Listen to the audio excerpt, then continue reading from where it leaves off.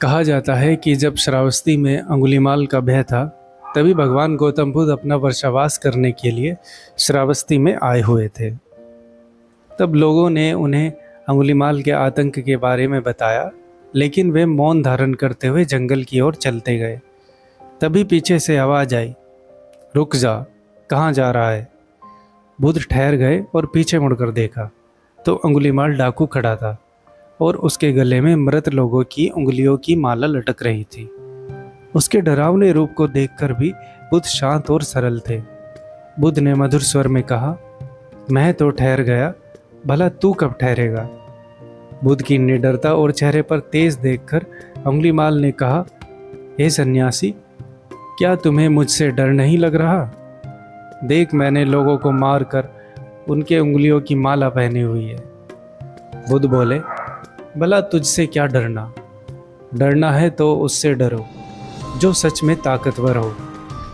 इस पर अंगुलीमाल बोला, मैं एक बार में 10 लोगों का सिर काट सकता हूँ। बुद्ध बोले, अगर तुम सच में ताकतवर हो तो जाओ, पेड़ के 10 पत्ते तोड़ के लाओ। अंगुलीमाल ने तुरंत पेड़ से पत्ते तोड़ डाले और कहा, इसमें क्या है, कहो तो मैं पूरा पेड़ ही उखाड़ लाऊं। बुद्ध ने कहा, पेड़ उखाड़ने की आवश्यकता नहीं है।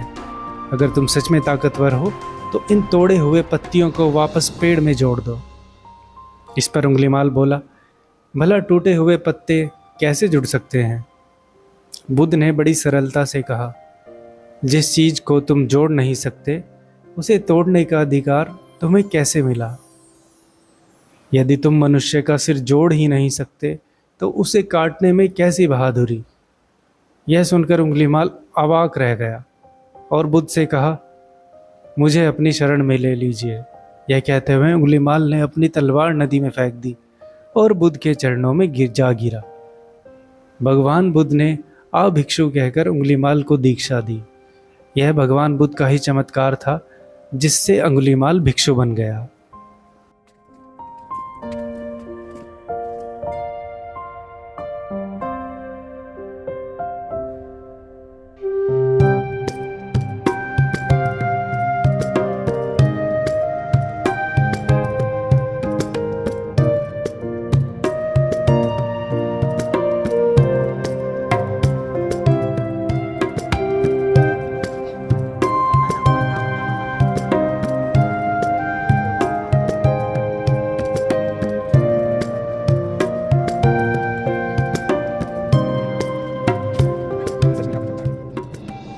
श्रावस्ती गौतम बुद्ध के जीवन से जुड़ा एक प्राचीन शहर, भारत के महत्वपूर्ण बौद्ध तीर्थ स्थलों में से एक है। यहाँ दक्षिण कोरिया, श्रीलंका, म्यांमार, थाईलैंड ऐसे बहुत से विभिन्न देशों द्वारा निर्मित प्राचीन स्तूप, भव्य विहार और मठ हैं। निश्चित रूप से दुनिया भर के बौद्धों और पर्यटकों के लिए एक महत्वपूर्ण ऐतिहासिक और धार्मिक आकर्षण बन गया है।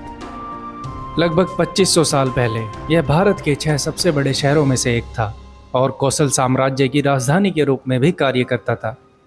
इतना ही नहीं, भगवान बुद्ध के द्वारा यह एक प्रमुख व्यापारिक केंद्र और धार्मिक गतिविधि का केंद्र भी था। And when will you go Thailand? बौद्ध धर्म के इतिहास के अनुसार बुद्ध पहली बार श्रावस्ती में एक अमीर व्यापारी सुदत के आग्रह पर आए थे, जो राजगृह में बुद्ध से मिले थे। सुदत ने बुद्ध को श्रावस्ती में आमंत्रित किया और विहार बनाने के लिए उपयुक्त स्थान की तलाश करने लगे। श्रावस्ती के दक्षिणी छोर पर स्थित एक सुंदर पार्क ने उनका ध्यान आकर्षित किया। यह पार्क श्रावस्ती के राजा प्रसेनजित के पुत्र जेता का था। जेता ने सुदत से केवल उतनी ही जमीन खरीदने की मांग की जितनी वह अपने सोने के सिक्कों से भर सके। सुदत लेन देन के लिए सहमत हो गए। जब सिक्के बिछाए गए तो उपवन के किनारे का केवल एक छोटा सा क्षेत्र ही खाली रह गया। लेकिन आखिरकार जेता ने सुदत की भक्ति से प्रभावित होकर विहार बनाने के लिए एक बहुमूल्य लकड़ी दान कर दी।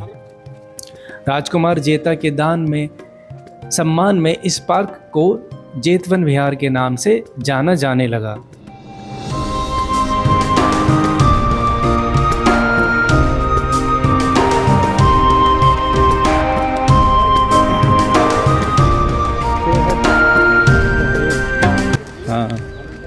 ये ऐसा कहा गया है कि वो जो बोर्ड है उस पर भी लिखा है कि यहाँ पे भगवान बुद्ध ने कम से कम 24-25 सालों का समय बिताया था एक ही दिन।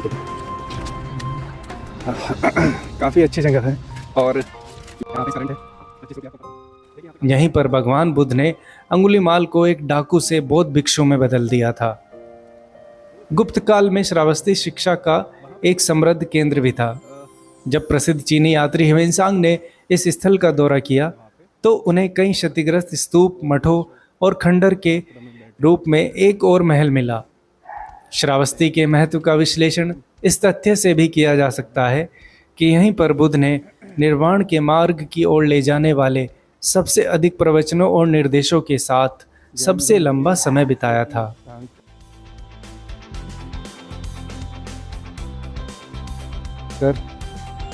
संभवनाथ जी का जन्म स्थान है और ये श्रावस्ती में पहली जगह जहाँ पे हम घूम रहे हैं अभी, तो यहाँ पे जूते चप्पल उतार के जाना पड़ता है।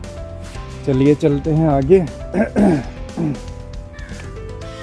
और वो सिक्योरिटी गार्ड जा रहे हैं जो उन्होंने बताया है कि यहाँ पे टूरिस्ट पहले ज़माने में काफ़ी आते थे लेकिन अब कम हो गए हैं। देखिए कितना अच्छा जगह है।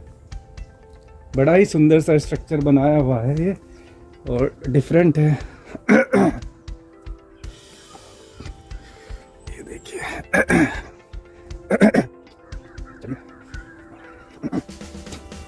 देखिए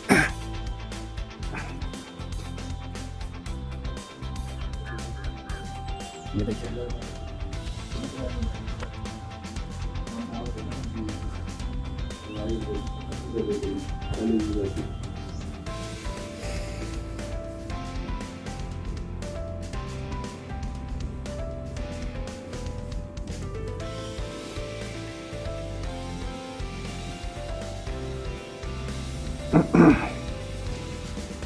लोहा लगा हुआ है।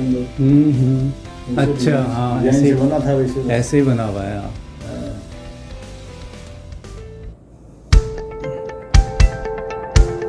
सपोर्ट भी तो बहुत जरूरी है।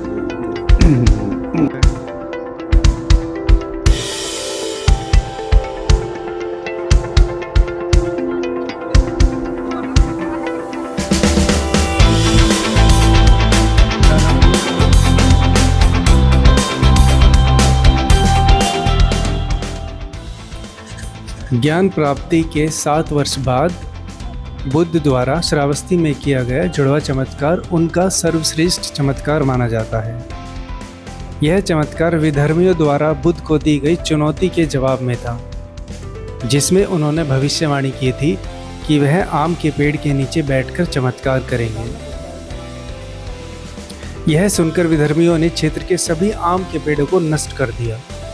हालांकि उनकी योजनाएं तब विफल हो गई जब बुद्ध ने एक आम का बीज बोया, जो तुरंत फलों के साथ एक पूर्ण विकसित पेड़ बन गया।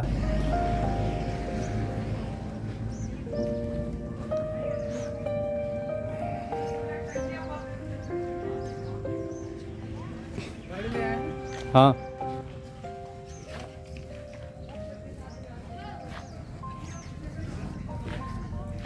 ये जगह है जो अंगुलीमाल डाकू और भगवान गौतम बुद्ध के प्रसंग में जो एक चीज़ कही जाती है, तो ये उसी की गुफा बताया जाता है कि ये अंगुलीमाल की गुफा है। अभी इसको लॉक किया गया है क्योंकि काफ़ी लोग यहाँ आते हैं और ऊपर जाकर फ़ोटो वगैरह खिंचाते हैं, तो इसके क्षतिग्रस्त होने की संभावना है। बाकी इसको ये एक हेरिटेज है, तो इसको सुरक्षित करने के लिए इसको जो है इसको अभी प्रतिबंधित किया गया है कि यहाँ पे लोग ना जाएं।